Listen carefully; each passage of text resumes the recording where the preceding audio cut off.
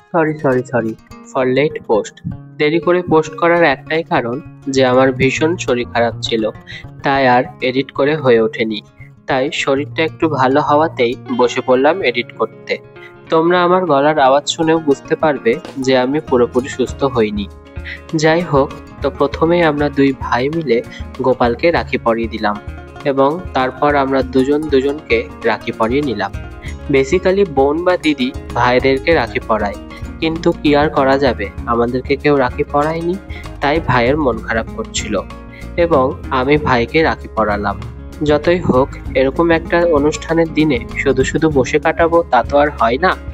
তাই আমরা দুজনে মিলে যতটা পেরেছি দিনটি সেলিব্রেট করেছি, কিন্তু আমার ইচ্ছে ছিল যে ভাইকে নিয়ে কোথাও খেতে যাব।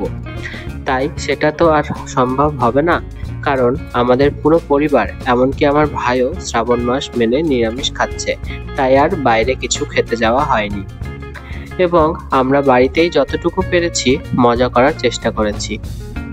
আর তোমরা দেখো আমার ভাই আর আমি কতটা খুশি হয়ে রাখি পরলাম এবং পরালাম।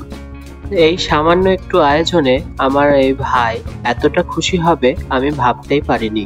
তারপরেই ভীষণ হাসি ঠাট্টা করে আমরা রাখি পড়ছিলাম এবং পাশ থেকে আমার মা আমাদের ভিডিওটা করে দিচ্ছিল। যাই হোক, আমার মতে রাখি সবাই সবাইকে পরাতে পারে। তোমাদের কি মনে হয় অবশ্যই কমেন্ট করে জানিও। এবং তোমরা যে দেখতে পেলে রাখির থালাটি এত সুন্দর করে সাজানো, সেটা কিন্তু আমার ভাই সাজিয়েছিল।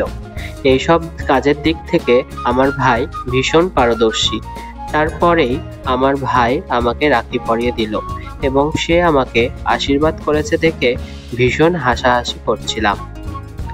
আর সামান্য চকলেট আমি ওকে দিয়েছিলাম আর ও আমাকে দিয়েছিল। এইভাবেই আমরা রাখির দিনটি কাটালাম।